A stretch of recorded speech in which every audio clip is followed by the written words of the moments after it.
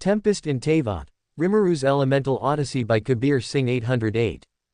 The Liar of the Bard's Secret. As Rimuru cracked his knuckles, a sharp glint in his eyes, he asked calmly, "So, what brings the Fatui here?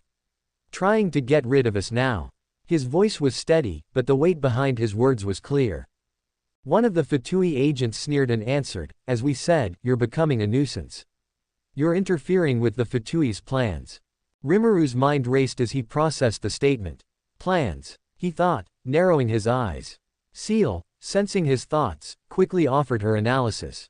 "It seems our previous suspicion about the Fatui trying to get rid of Dvalin and gain control over Mondstadt holds true. Now that we're assisting the Knights, they probably see us as a threat to their operations." Rimuru let out a soft hum of agreement, his mind piecing things together. "So, if we can expose their plans by capturing them, Mondstadt will finally see what the Fatui are truly up to." His expression turned determined, and his gaze locked onto the Fatui agents before him. Turning his attention back to the agents, Rimuru spoke in a low, calculated tone, "If you think you're going to get rid of us that easily, you're in for a rude awakening." With Ether and Paimon by his side, and the knowledge from Seal guiding him, Rimuru prepared for what was to come next. The stakes were higher now. This wasn't just about helping Mondstadt anymore. It was about exposing the Fatui's dangerous schemes once and for all. As tension filled the air, the Fatui agents drew their weapons, ready for battle. Rimuru, Ether, and Venti stood their ground, prepared for the inevitable clash. Ether gripped his sword, elemental energy crackling through his fingertips. Venti, with a calm but sharp gaze, rested his hand on his lyre. Rimuru, though limited in his abilities due to the seal, felt a rush of excitement. "Steel threads and wind manipulation," he reminded himself. "I'll make it work." The first Fatui agent lunged forward, a gun infused with cryo-energy. Ether sidestepped swiftly and countered with a burst of anemo energy, sending the agent skidding back across the ground. Rimuru, not wasting a second, extended his steel threads from his fingers. The threads, nearly invisible to the naked eye, snaked through the air with precision. With a flick of his wrist, he ensnared another Fatui agent, binding their arms and rendering them immobile. "Impressive," Venti said with a smirk, strumming a quick note on his lyre. A gust of wind swirled around him, knocking two more agents off their feet. The bard's demeanor remained relaxed, but his eyes showed he wasn't taking this lightly. The Fatui regrouped, unleashing a barrage of elemental attacks. Bolts of lightning and ice shot toward the trio. Rimuru spun around, manipulating the air with quick hand gestures, creating a barrier of wind that deflected the incoming attacks.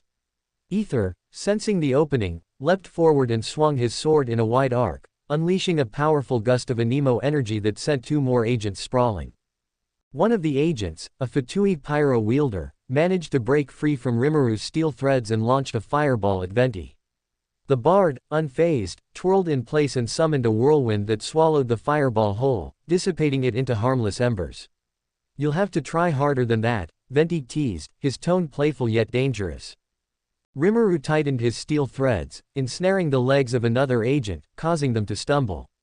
With a swift pull, he yanked the agent to the ground. "You really didn't think this through," Rimuru said, his voice steady as he began weaving his threads toward the remaining Fatui.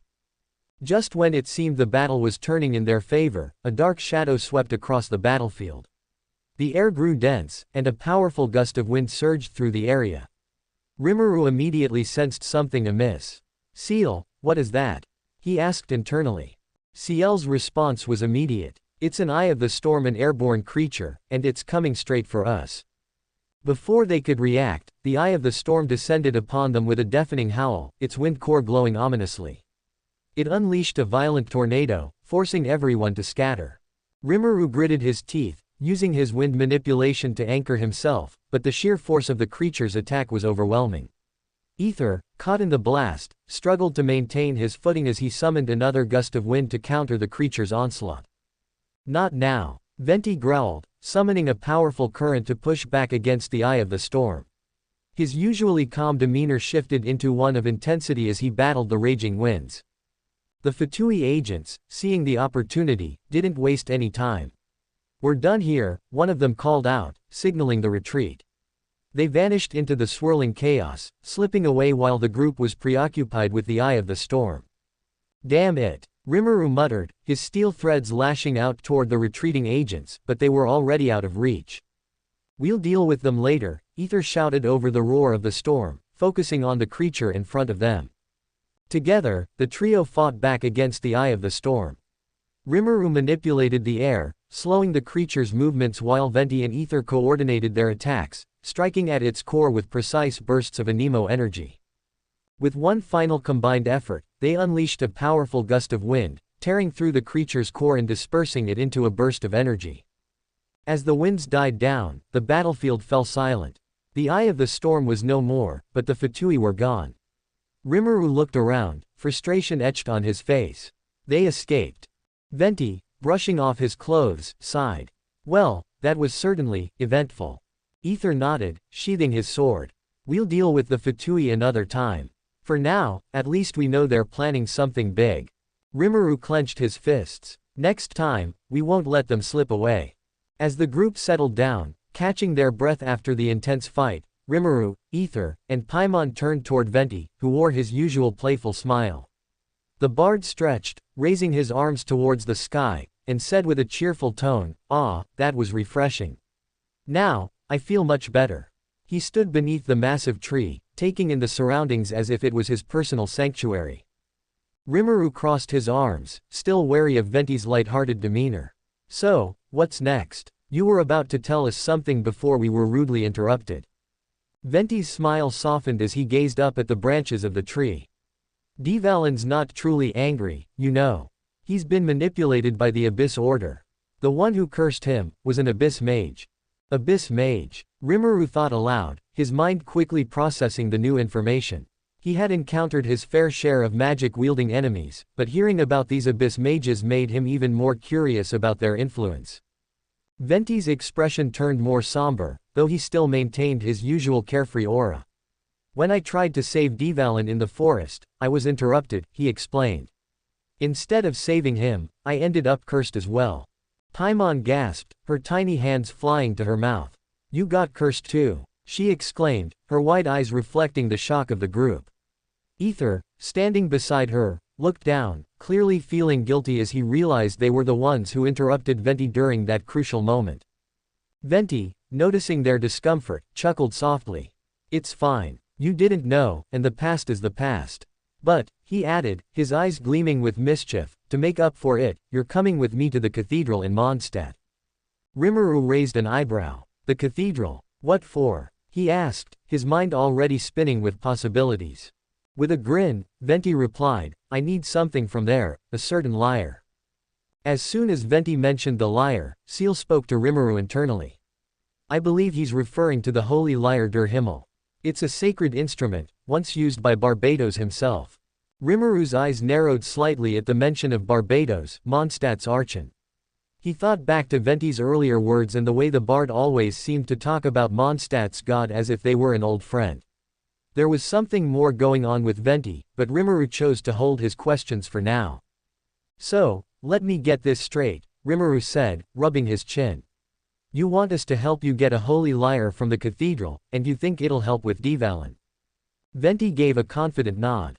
"Exactly. With the holy lyre, we can soothe Dvalin's rage and clear the corruption from his mind."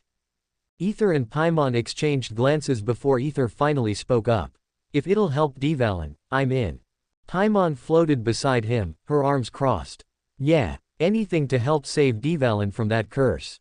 Rimuru, still a bit skeptical, glanced at Venti. "Fine, but if you're leading us into more trouble, just know I'll be ready for it." Venti merely laughed, his carefree attitude unwavering. "Oh, I wouldn't dream of it."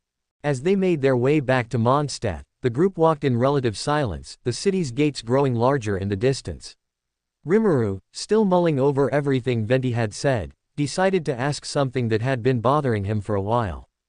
"So, Venti," Rimuru began, his tone casual but probing, "how do you know for sure that Dvalin is being controlled and not just angry at the world?"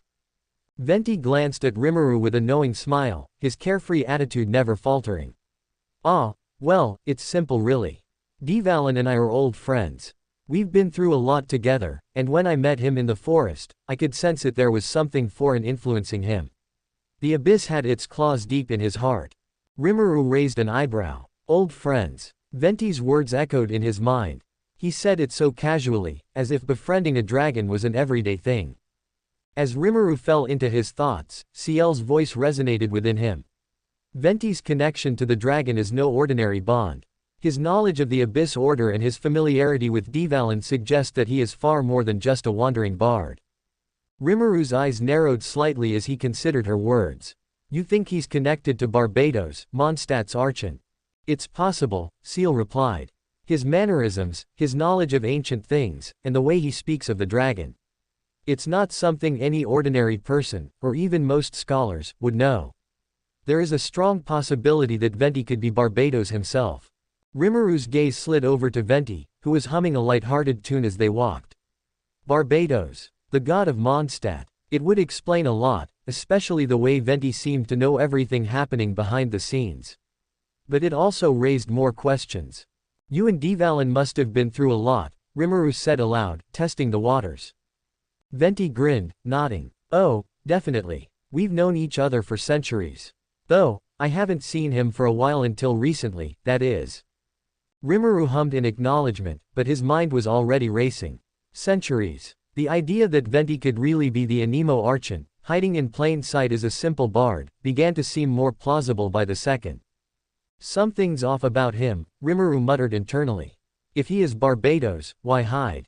Why play the part of a carefree bard instead of stepping up as the Archon?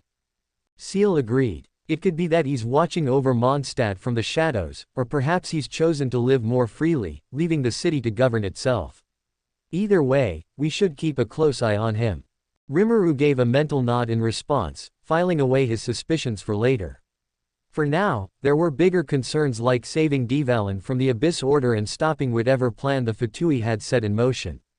The towering walls of Mondstadt loomed before them as they approached, the wind carrying with it the smell of freedom and the faint sounds of city life. Rimuru cast one last glance at Venti. He would play along for now, but he couldn't shake the feeling that there was far more to the story than Venti was letting on.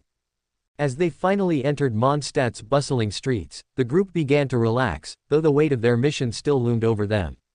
Paimon, hovering beside them, pointed at Venti with an inquisitive look. So, anyone actually know about this liar he keeps going on about? She asked, glancing between Rimuru and Ether. Rimuru, catching her question, nodded. The Holy Lyre de Himmel, he said, is a legendary instrument, once played by Barbados, the Anemo Archon himself. It's kept in the cathedral under pretty tight security. Venti smiled playfully but remained silent, clearly enjoying letting Rimuru explain things. Ether, however, tilted his head in thought. Wait, if it's under such security, he began, shouldn't we just ask Jean to give us permission to use it? I mean, she's the acting grandmaster, right? Rimuru sighed, rubbing the back of his neck. It's not that simple, he replied. From what I know, getting permission to even touch the Holy Lyre requires the signatures of Jean, the Grandmaster, the Seneschal, and community representatives. Jean might believe in our mission and trust our intentions, but getting everyone else to agree. That's a different story. Paimon floated closer, eyes wide with curiosity. Wait a second, Rimuru. How do you know all this stuff? You've only been here for, like, a few days, right? Rimuru hesitated for a moment, realizing he had let more slip than he intended. He quickly coughed to cover his awkwardness, offering a nervous chuckle. Well, I've been doing some reading, in the library, he explained, glancing away. He didn't want to reveal the existence of Ciel just yet, especially with Venti watching them closely. Venti, still smiling, tilted his head. Quite the knowledgeable one, aren't you, Rimuru? He said in a teasing tone, though there was a glint of curiosity in his eyes. It was clear Venti noticed Rimuru's evasiveness but chose not to press the matter. Rimuru shifted the conversation quickly. Anyway, what's your plan to get the lyre, Venti? You can't just walk into the cathedral and take it. It's under watch, and we don't exactly have permission. Venti's grin widened as he spoke nonchalantly. Don't worry about the details. I've got a way to handle this. After all, who could say no to someone like me? His carefree attitude left Rimuru even more suspicious, but there wasn't much time to debate. Ether raised an eyebrow, still considering whether they should involve Jean, but Paimon seemed on board with Venti's mysterious plan. Well, she said, if Venti thinks he's got it covered, then I guess we just follow him, right? Rimuru sighed inwardly but nodded. This bard is way too confident for his own good, he thought. Still, they had little choice but to see where this would lead. The cathedral was their next destination, and while the Holy Lyre might be the key to helping Dvalin, Rimuru couldn't shake the feeling that getting their hands on it wouldn't be as simple as Venti made it sound. As the group approached the towering cathedral, its stained glass windows casting colorful light onto the streets, Rimuru, Ether, and Paimon followed Venti inside. The moment they stepped into the grand hall, Venti confidently strode ahead, approaching a sister in white and blue robes. Ciel's voice echoed in Rimuru's mind. That's Sister Goteland, Ciel informed him, her usual calm tone tinged with curiosity. Rimuru raised an eyebrow, whispering back to her, and how exactly do you know that? There are records in the library detailing Mondstadt's clergy. I've been absorbing all the relevant information while we've been here, Ciel explained, as if it were the most natural thing. Before Rimuru could reply, his attention shifted back to the conversation taking place in front of the altar. Venti was greeting Sister Goteland with his usual carefree attitude. Good day, sister. I've come to request the Holy Lyre de Himmel, Venti said, his voice as melodic as ever. It's crucial in saving Mondstadt from the storm that threatens to destroy it. The sister didn't even look up from her papers, waving him off dismissively. The Holy Lyre is a sacred artifact, and no mere bard can request to use it. You should leave before causing further disturbances. From behind a pillar where they were hiding, Rimuru suppressed a laugh. His eyes gleamed with amusement as he whispered teasingly to Ether and Paimon, so, this was his grand plan. Just waltz in and ask for it outright. He chuckled under his breath. What a flawless strategy. Paimon nodded, still peeking out from behind the pillar. That's really not gonna work, she muttered, disappointed. As the group watched, Venti didn't seem fazed by the rejection. Instead, he took a deep breath, puffed out his chest, and declared in a dramatic tone, I can no longer hide the truth. Sister, I am the Anemo Archon, Barbados himself. You should rejoice, for I have returned to Mondstadt. The group froze for a moment, taken aback by his sudden declaration. Paimon gasped loudly, covering her mouth in shock. What? The Anemo Archon? You're serious? Ether's eyes widened, and even he seemed unsure of how to react. Meanwhile, Rimuru leaned back, a knowing smirk on his face.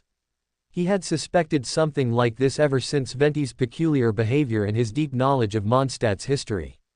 So he finally admits it, Rimuru muttered, though his tone was more amused than surprised.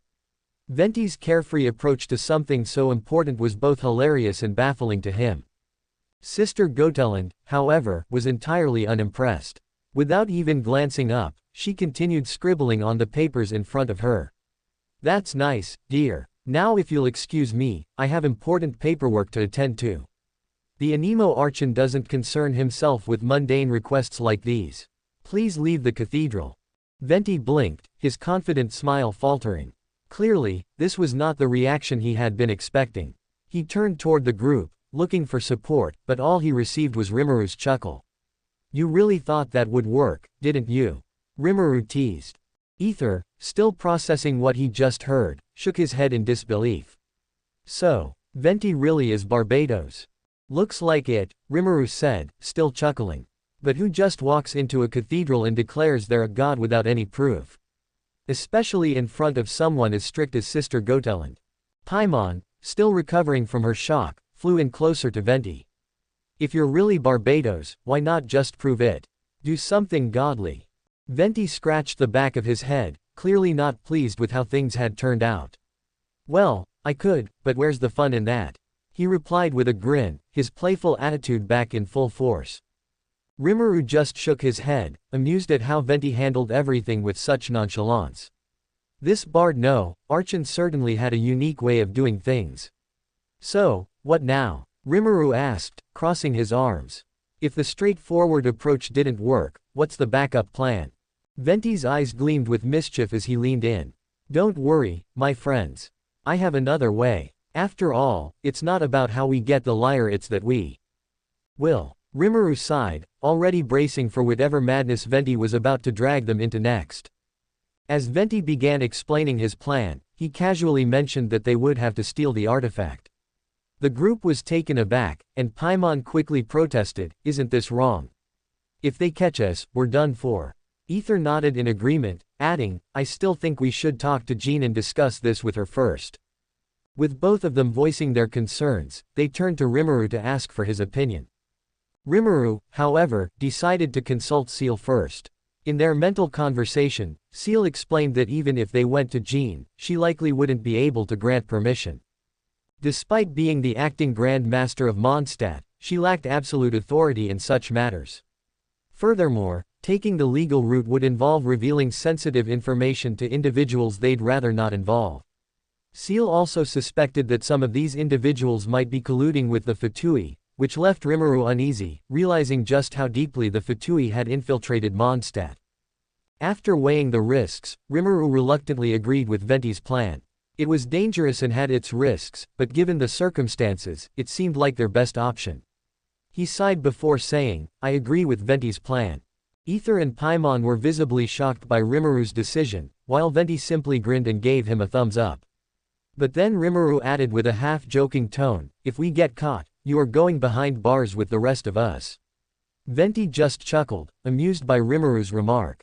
As the group discussed who should infiltrate the cathedral, Venti quickly sidelined himself, claiming, "I'm not fit for this job. All I know is singing." With a mischievous grin, he added, "Since the Traveler and Rimuru are the big shots in the Knights, they should sneak in and steal the Holy Lyre." Rimuru, however, shook his head and added his own input, "We should only send one person. The more people, the more attention we'll attract."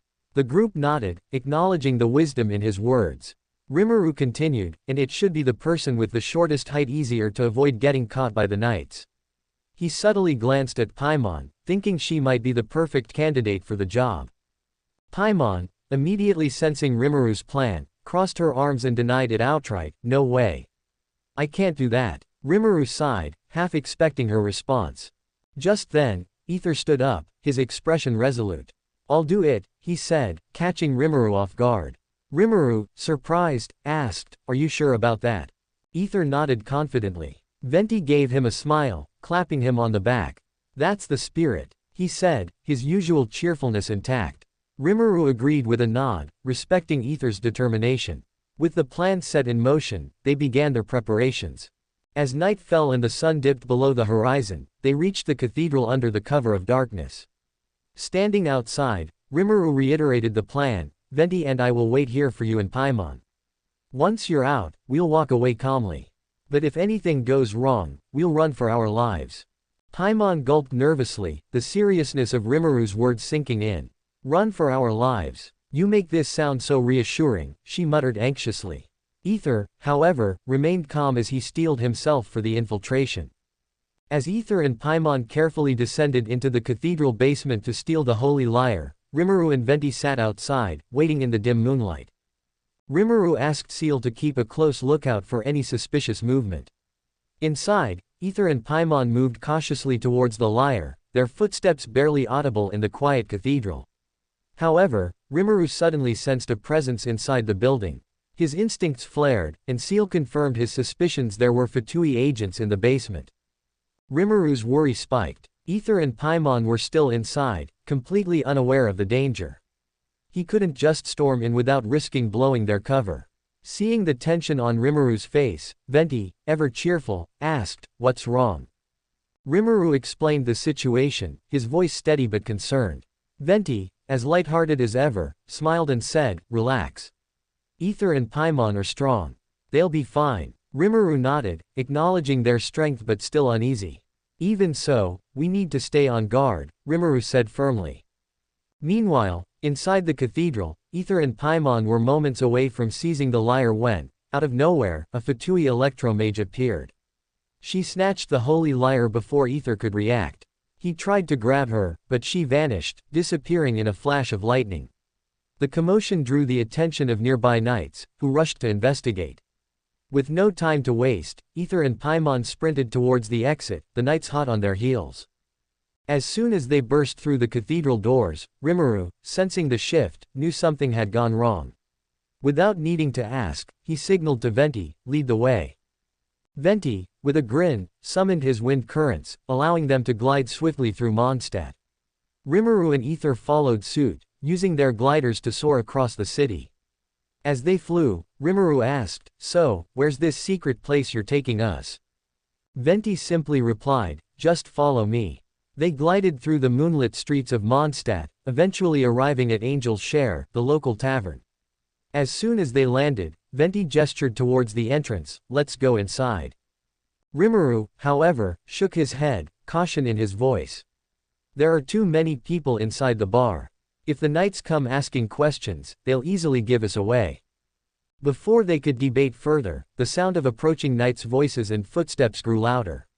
With no time to spare, Rimuru, Venti, Ether, and Paimon had no choice but to rush into Angel's Share in a hurry, hoping to avoid detection just in time. As Rimuru, Venti, Ether, and Paimon hurriedly entered the bar, they immediately spotted Dilik speaking with Charles, the bartender. Dilik turned toward the group, recognizing everyone except Venti. With a curious expression, he asked, "Why are you all in such a hurry? And who's this?" pointing towards the unfamiliar bard. Before anyone else could respond, Rimuru stepped forward, cutting the conversation short. "Dilik, don't tell anyone, especially the knights, that we're here," he said with urgency. Understanding the gravity of the situation from Rimuru's tone, Dilik nodded and led them to the upper floor of the tavern. Once seated at a table, Venti quickly turned to Ether and Paimon, his curiosity piqued. "So, what exactly happened in the basement? Why didn't you manage to get the lyre?"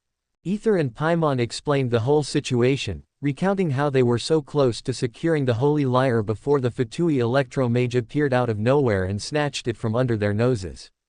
Just as Paimon was detailing the mage's sudden disappearance, Rimuru suddenly raised his hand, silencing them. "The knights have entered Angel's Share," Rimuru said in a low voice, his senses on high alert. Downstairs, they heard the familiar sounds of armored footsteps, followed by the knights approaching Dilik at the bar. The knights asked him, "Have you seen 3 people, one with blonde hair, one with blue hair, and a bard with a green hat and black hair?" Dilik narrowed his eyes, coolly masking his thoughts. "Why are you in such a rush?" he asked, feigning disinterest. The knights explained with frustration in their voices, "Those 3 stole the holy lyre." Dilik paused, considering the situation. He had to decide whether to cooperate with the knights or shield the group. After a brief moment of thought, he chose not to turn them in. He believed the knights were often incompetent in handling such matters and knew that something larger must be at play.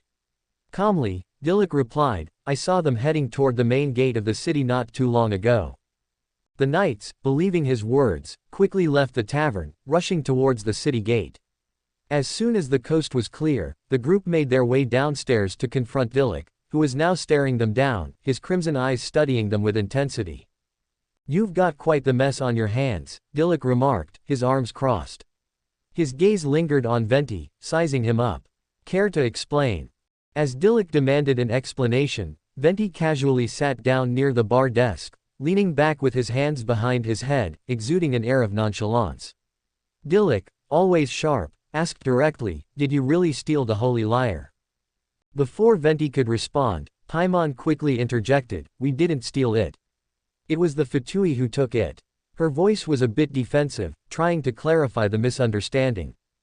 As they were talking, Rimuru's eyes shifted toward Venti. He noticed the bard's hand slowly creeping behind the counter, trying to swipe a bottle of dandelion wine. Rimuru raised an eyebrow, and before he could say anything, Dilik caught Venti in the act too. "Put the bottle back where you took it from," Dilik said sternly. Venti, caught red-handed, smiled awkwardly as he set the bottle back in its place. "Ah, just a little temptation, no harm done."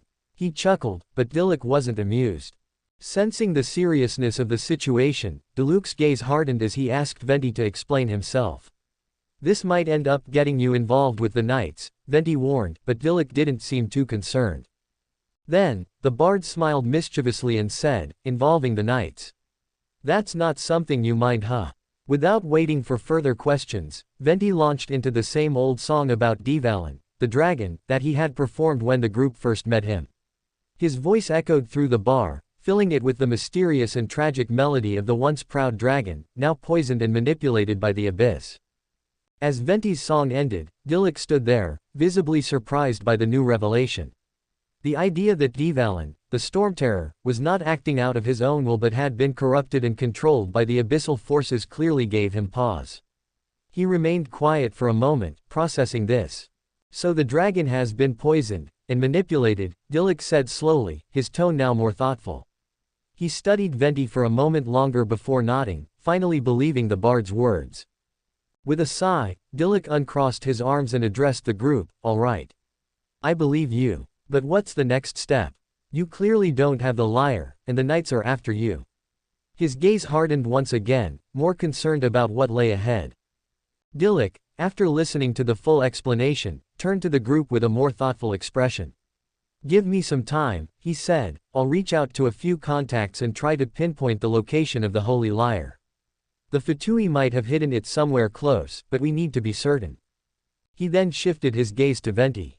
"You, however, need to stay here at the tavern. You'll be recognized by the knights immediately if you step outside, and we can't risk drawing any more attention." Venti shrugged, leaning back in his chair, clearly not bothered by the restriction. "Fine by me. I can enjoy all the wine I want while I wait," he said with a grin, eyeing the bottles behind the bar once more. Dilek turned to the rest of the group. "As for you three, you're part of the Knights of Favonius, so they're not suspecting you. You can move around freely, gather information, or do whatever you need to do. Just make sure you're back here by nightfall. We'll meet here in the tavern once I've gathered what we need." Ether and Paimon nodded, and Rimuru agreed silently, understanding the plan. With everything set, the group prepared to make use of the day while Venti happily settled into his temporary wine-filled sanctuary at Angel's Share. After the group left Angel's Share, they went about their day, quickly completing their daily commissions. Their hard work paid off, and they reached Adventurer rank 9. Catherine from the Adventurers Guild congratulated them, which made Paimon especially happy, since this meant more rewards and more money for their adventures. They celebrated by enjoying a meal at their usual spot, feeling accomplished. Before they knew it, night had fallen. According to the plan, they waited for the tavern to close before making their way back. As they approached the door of Angel's Share, Rimuru suddenly stopped, his senses alert. He felt the presence of someone familiar inside, someone unexpected. His mind raced. Did Dilek sell them out? He wondered, anxiety creeping in. Before Rimuru could say anything, the door swung open, revealing Venti standing there with his usual carefree smile. "Come on in," he beckoned. Rimuru sighed, realizing that they had already been discovered. There was no point in hesitating any longer. He walked inside, Ether and Paimon following closely behind. As they stepped into the tavern, Ether and Paimon's eyes went wide with surprise. Sitting at a table, waiting for them, was none other than Jean, the acting Grand Master of Mondstadt. Paimon, looking shocked, immediately whispered, Did Dilek sell us out?" As Paimon voiced her concerns, Dilek interjected calmly, "I didn't sell you out. Jean is one of the people I contacted to help locate the Holy Lyre." His words put some of the group's fears to rest, though Ether and Paimon were still visibly tense.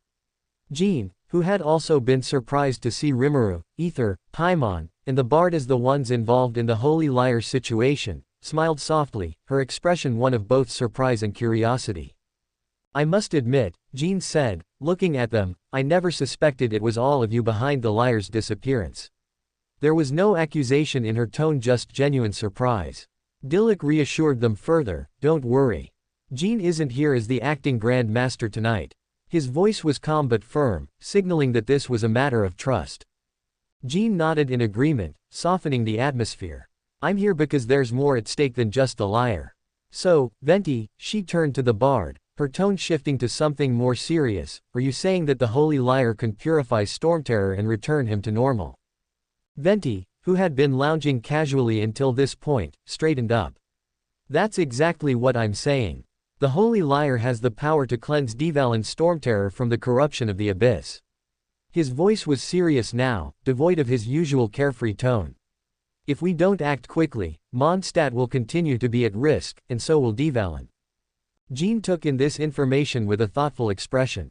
So, the lyre isn't just a relic, it's a key to saving Mondstadt from Stormterror's wrath. She sighed, clearly relieved to understand the full picture now. That explains why the Fatui would want it so badly. As Rimuru turned to Jean, he asked, "Do you really believe us?" Jean nodded. "Yes, I do. I can't seem to find any logical reason behind Devalin's so-called betrayal. It just doesn't add up." Her response caught Dilek by surprise, and he raised an eyebrow slightly. Noticing his reaction, Jean added, "Even you believe them, don't you, Dilek?" Dilek didn't deny it, though he remained quiet, clearly pondering the situation. Rimuru, sensing the tension but focused on the task at hand, cut the conversation short. "We can discuss this later. For now, Dilek, what have you gathered?" Dilek crossed his arms, his expression returning to its usual serious demeanor. "I've managed to gather some information from my contacts and even from the Fatui.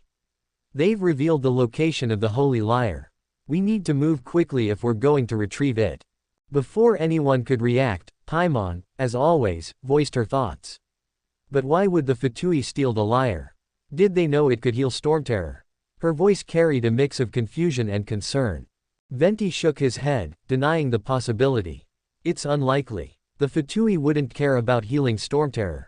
Their interests lie elsewhere." Rimuru's eyes narrowed, his mind quickly putting the pieces together. "Then it's not about Devalin at all. They're after something else, the power of the Anemo Archon." Paimon gasped in shock. "What? But, how?" Ether, Jean, and Dilek exchanged knowing glances, their expressions growing more serious. The conclusion made sense. There was no other reason for the Fatui to go through the trouble of stealing the Holy Lyre if their target wasn't the dragon but the divine powers that lay within the city of Mondstadt. Jean, her brows furrowed, spoke quietly, "If that's the case, we have to move even faster. The Fatui could be trying to harness the power of the wind itself." Dilek nodded in agreement. "It wouldn't be the first time the Fatui have meddled with powers they shouldn't. Let's prepare. We'll need to strike swiftly before they can use the lyre for their own gain." As the group gathered to discuss the next steps, Dilek revealed a set of masks. Paimon, ever curious, floated up and asked, "What are these for?" Dilek held one of the masks up. "These are to keep your identities hidden.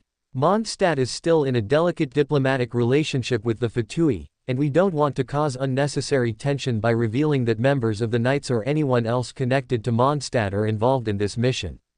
If you're recognized, it could create bigger problems than just retrieving the lyre." Jean nodded in agreement, understanding the political implications.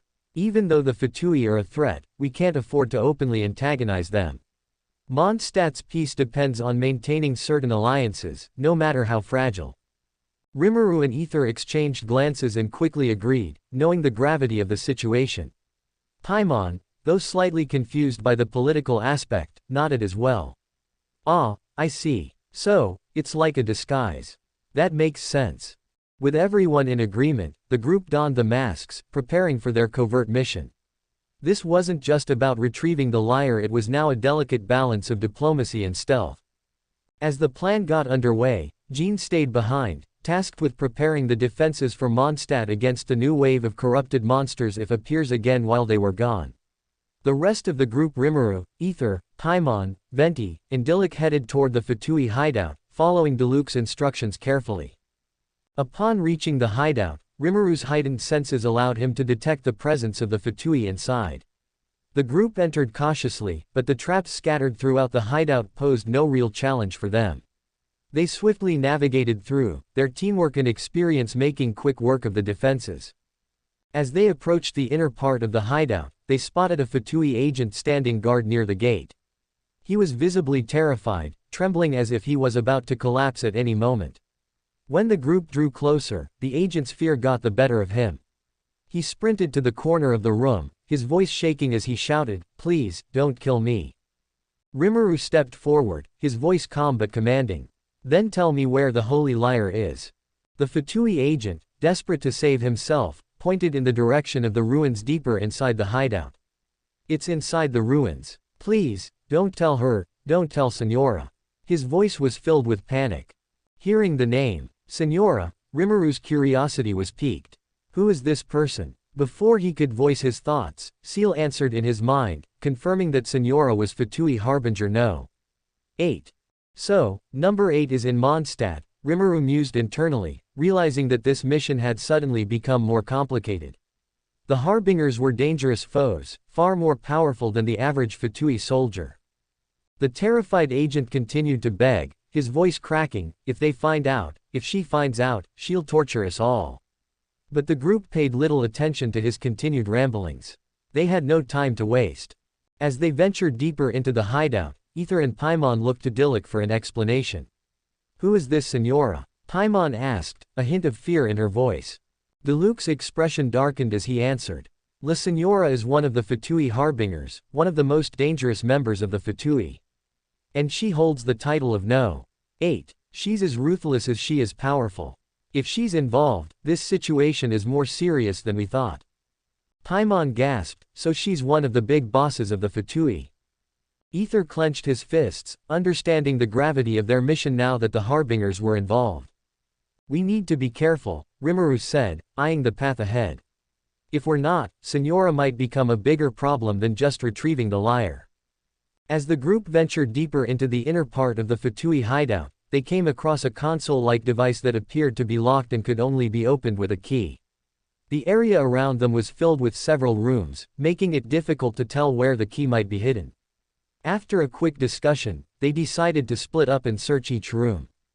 Rimuru moved toward one of the rooms, but as soon as he stepped inside, the door slammed shut behind him. Sensing an ominous presence, he quickly became alert. Moments later, an Electro-Fatui mage revealed herself, charging an attack and lunging toward Rimuru without hesitation. However, her spells never made contact. Rimuru calmly raised a hand, creating a wind shield using his wind manipulation, effortlessly blocking the oncoming attacks. The mage, seeing her attacks fail, grew frustrated and prepared to strike again. But before she could react, Rimuru suddenly disappeared from behind the shield, leaving the mage confused. She frantically searched around, but it was too late. Rimuru had reappeared behind her, delivering a precise strike that knocked her out cold. With the threat neutralized, Rimuru began searching the room for the key but had no luck. The room was barren, with no signs of the device's key. Just as he was about to exit, the door opened, and Rimuru saw Ether standing nearby, waving excitedly. In Ether's hand was the key they had been searching for. "Got it," Ether called out as Rimuru approached the group. Paimon floated happily, "Finally. Now we can open that gate." With the key in hand, the group returned to the console. Rimuru nodded to Ether, and with a turn of the key, the device unlocked with a satisfying click. The gate opened slowly, revealing the path ahead. "Let's go," Rimuru said, leading the way forward as the group ventured deeper into the heart of the ruins, knowing they were getting closer to the Holy Lyre but also to more potential dangers. After passing through the gate, the group found a lift-like mechanism, which they used to ascend to the second floor of the Fatui hideout. As they reached the floor, their eyes immediately locked onto the Holy Lyre resting on a pedestal in the center of the room. It seemed almost too easy, too unguarded. As they cautiously approached the lyre, Rimuru suddenly sensed a presence lurking nearby. His sharp instincts kicked in, and he quickly alerted the group. "Stay sharp. Someone's here," he said, his eyes scanning the shadows. "Show yourself," Rimuru called out, his voice firm. A moment later, a Fatui pyro agent stepped out of the darkness, emerging from the shadows he had been using to hide. Clad in his signature dark armor, his face was covered by a mask, and his tone was both taunting and confident. Well, quite the sharp senses you've got, kiddo. Why don't you join the Fatui? With your skills, you'd make a fine addition," he offered, his voice dripping with arrogance. Rimuru didn't even hesitate. "Not interested," he replied coldly. The Fatui agent let out a disappointed sigh. "What a pity. I thought we could be allies." His voice hardened as he suddenly lunged toward the group, his weapon igniting with searing flames. "But if you won't join us, you'll burn with the rest." The battle was swift, but the agent quickly found out that he had severely underestimated his opponents. Rimuru's speed and agility allowed him to effortlessly dodge the pyro agent's attacks, while Ether and Dilik expertly countered, landing powerful strikes. Venti used his wind manipulation to disorient the enemy, and Paimon provided moral support from the sidelines. Within a minute, the battle was over. The Fatui Pyro agent lay unconscious on the ground, his armor scorched and his body covered in injuries. Rimuru dusted off his hands, unfazed by the fight, while Ether walked up to the pedestal and retrieved the holy lyre, a triumphant look on his face. Mission accomplished, Ether said, holding the lyre carefully. With their objective complete, the group made their way out of the Fatui hideout, avoiding any further traps or encounters. As they emerged into the fresh air outside, they took a moment to catch their breath. The holy lyre was now safely in their possession, and the next step would be to return to Mondstadt. Let's head back, Rimuru said, and the group set off toward Mondstadt, victorious, with the holy lyre in hand and the knowledge that they were one step closer to healing Stormterror and protecting their city from the Fatui's schemes. As the group returned to Diluc's tavern, they found Jean already waiting for them. She greeted them warmly but then turned her attention to Venti, saying, "The work you asked for is complete." Rimuru raised an eyebrow, looking between Jean and Venti. "What work is she talking about?" he asked. Venti grinned sheepishly and explained, "I asked Jean to help me locate the red crystal fragments, the ones that resonate with the holy lyre's energy. We need them to fully restore its power." Jean nodded, adding, "With Lisa's help, we've managed to track down several locations where the corrupted red crystals, also known as Devalin's tears, can be found." Venti then took the holy lyre from Ether's hands, and it still appeared worn and devoid of energy. "We'll need to purify these crystals to replenish the lyre's energy," Venti explained, holding up one of the already purified crystals. Ether, taking the purified crystal from Jean, approached the lyre. As he channeled the crystal's energy into the instrument, a bright light began to emit from the lyre. The once dull, ancient-looking instrument started to glow vibrantly with swirling anemo energy, as if it had been restored to its former glory. The group watched in awe as the holy lyre glowed with renewed power. Ether smiled, clearly pleased with the progress. "We're one step closer to saving Devalin," Venti said, his tone unusually serious. But the task wasn't over yet. To fully restore the lyre's energy, they needed to find more of the red teardrop crystals. The group quickly discussed the locations Jean and Lisa had uncovered. "We'll need to split up again to cover more ground," Jean suggested. "I'll come along this time." Venti decided to stay behind at the tavern, his carefree attitude still intact. "I'll hold down the fort here and prepare the lyre for when you return." With their roles decided, the group prepared to search for the remaining crystals. Jean, Ether, Rimuru, Diluc and Paimon set out for different locations, each tasked with finding the elusive red teardrop crystals that could help heal Mondstadt's protector, Devalin. As the group members reached their respective locations, they were greeted by a grim sight. Each of the corrupted red crystals was surrounded by hordes of monsters. Slimes, hilichurls, and abyss mages roamed near the crystals, drawn to the malevolent energy radiating from them. Paimon floated in alarm as she surveyed the overwhelming number of enemies. "Why are there so many monsters around?" Paimon asked, her voice filled with worry. Rimuru, calmly analyzing the situation, replied, "The corrupted energy from the crystals is likely attracting them. It's powerful and chaotic, making it a magnet for creatures like these." His eyes glinted with determination as he added, "But no worries. This is nothing we can't handle." Without further hesitation, Rimuru launched himself into action, summoning his wind-based abilities to swiftly cut through the monsters with ease. His movements were a blur as he darted between enemies, delivering powerful blows. Ether followed close behind, wielding his sword and anemo powers to slice through the monsters in their path. His attacks synced perfectly with Rimuru's. Meanwhile, at her own location, Jean was ready for battle. The acting Grand Master of the Knights of Favonius had her sword drawn, her eyes focused on the crystal and the enemies surrounding it.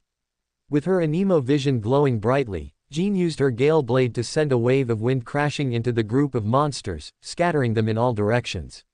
Her combat skills were graceful yet powerful, each strike filled with precision. At another location, Diluc prepared to fight as well. His claymore ignited with fiery energy as he faced off against the monsters guarding the corrupted crystal in his area. With a swift motion, he unleashed a wave of fire, burning through the enemies with his elemental burst. The monsters stood no chance against his fierce onslaught, and they fell one by one as he made his way toward the crystal. Back at Rimuru and Ether's location, the pair had nearly cleared out all the monsters. Rimuru used his control over the wind to lift several enemies into the air, then brought them crashing down with tremendous force. Ether followed up with a powerful gust of wind, sending the last of the creatures flying. Phew, that should be the last of them, Paimon said, relieved as the monsters were finally defeated. Rimuru glanced at the glowing red crystal, still emitting its chaotic energy. Let's purify this thing and move on, he said, and Ether stepped forward, holding up a purified crystal to cleanse the corruption. After defeating the monsters guarding the corrupted crystals in their respective locations, the group was ready to collect the crystals. However, as Rimuru reminded them, only Ether had the ability to purify the crystals due to his unique connection with elemental energy. The others, those with visions like Jean and Dilek, couldn't touch the corrupted crystals directly without risking harm. To solve this, Rimuru had prepared a special containment box, crafted specifically to hold the corrupted crystals without letting their chaotic energy affect the carrier. Each member was equipped with one of these boxes, allowing them to safely store the crystals and bring them back to be purified. Jean carefully placed the corrupted crystal into the box given to her, ensuring it was securely contained. Dilek did the same, handling the crystal with caution as he closed the lid of the box, sealing its dangerous energy inside. Rimuru, having already dealt with his area, watched as Ether purified the crystal near him. Once the group had gathered the crystals and secured them, they regrouped and began their journey toward Dawn Winery, the meeting point. Dawn Winery, with its secluded location outside of Mondstadt, offered a safe place to gather their resources without drawing attention from the Fatui or other unwanted eyes. As they traveled, Paimon floated alongside Ether, reflecting on the fight. Those monsters were really tough.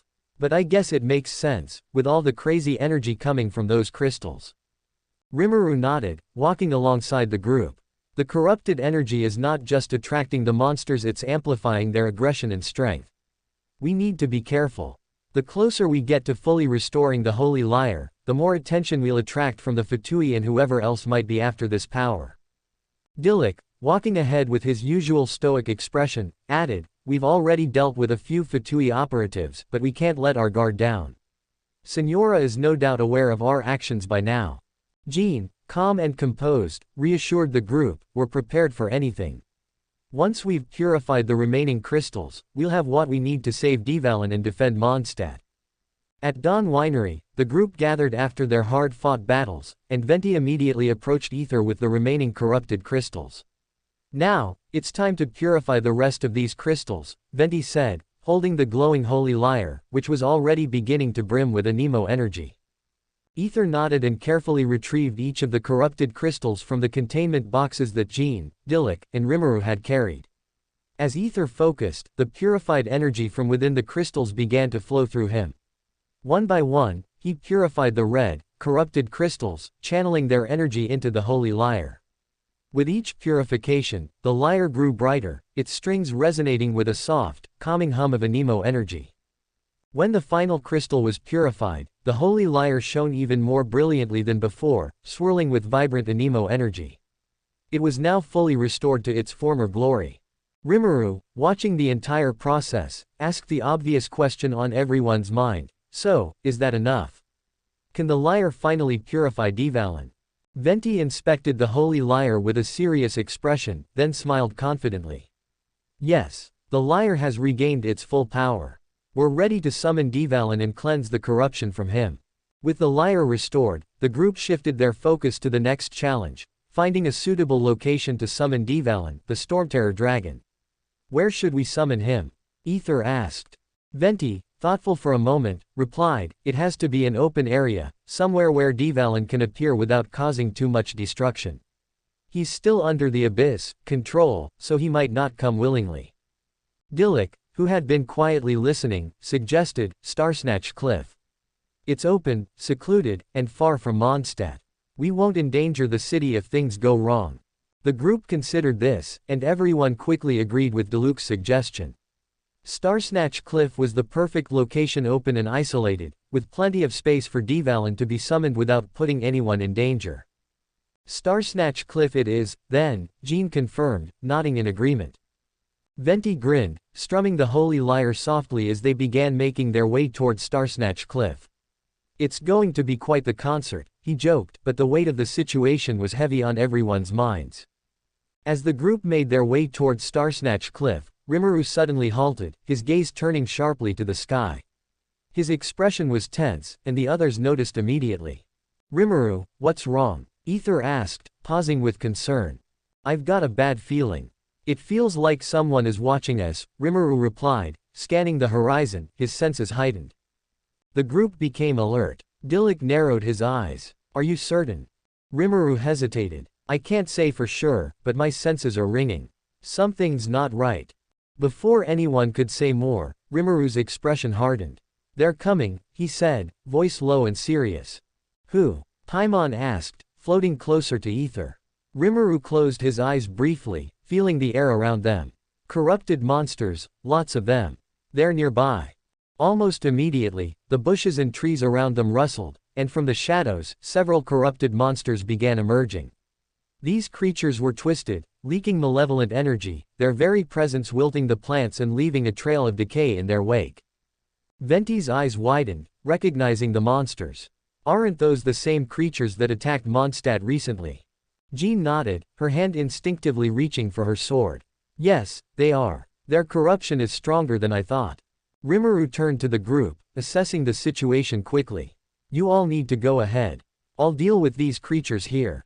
They're probably trying to stall us from reaching Starsnatch Cliff. Ether, worried, stepped forward.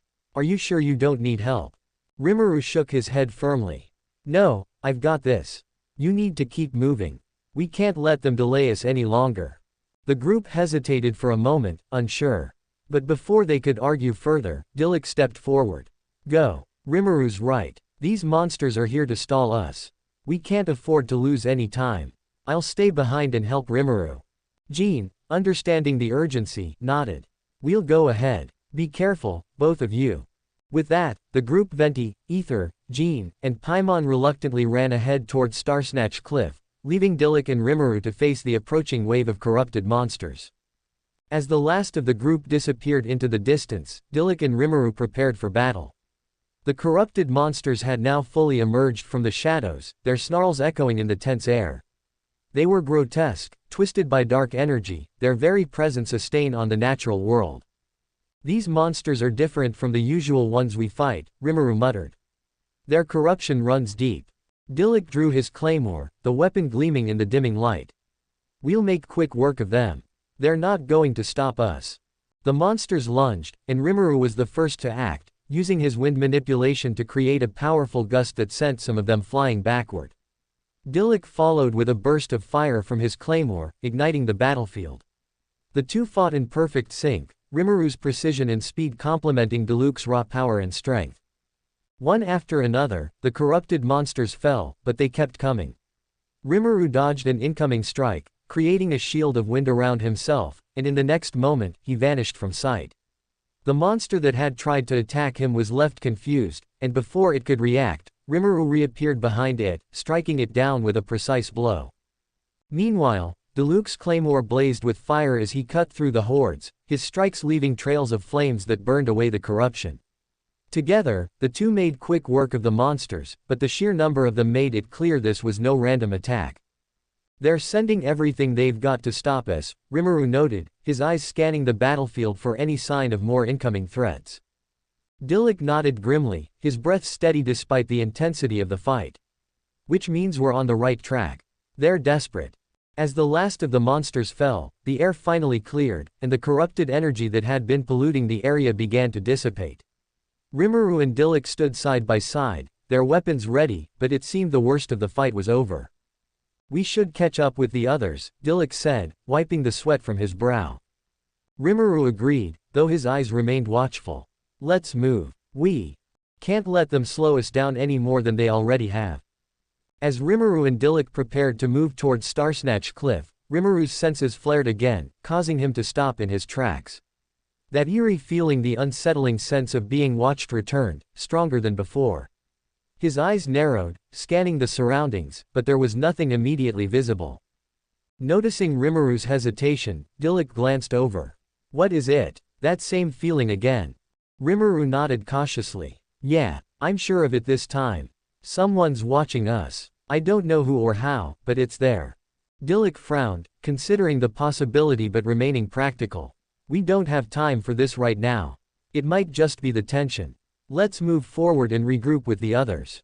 We can deal with it after. Though Rimuru nodded, agreeing to continue, his wariness remained. Something about the sensation gnawed at him, but he pushed it to the back of his mind for now. With a determined glance at Dilek, they both resumed their trek towards Starsnatch Cliff, where the rest of the group was waiting. Meanwhile, far away from Mondstadt, two mysterious figures stood in a darkened room, watching Rimuru and Diluk's every move through a magical scrying orb. The room was dimly lit, and the orb pulsed with a faint, ethereal glow, showing a live image of the two adventurers. The face of the woman watching them remained shrouded in shadows, her features obscured. She spoke softly, her voice carrying an eerie calmness. Is that him? The one we've been keeping an eye on? A tall, sinister-looking man stood beside her, his face partially shrouded in shadows too. He stared at the orb, a creepy smile curling on his lips as he answered. Yes, he's the one. Rimuru. The woman continued to watch Rimuru with cold, calculating eyes, her lips forming a faint smile of her own. Interesting. Let's see what makes him so special. The man chuckled darkly. He won't know what hit him. With that, the two figures faded into the shadows, leaving the scrying orb to continue its silent surveillance.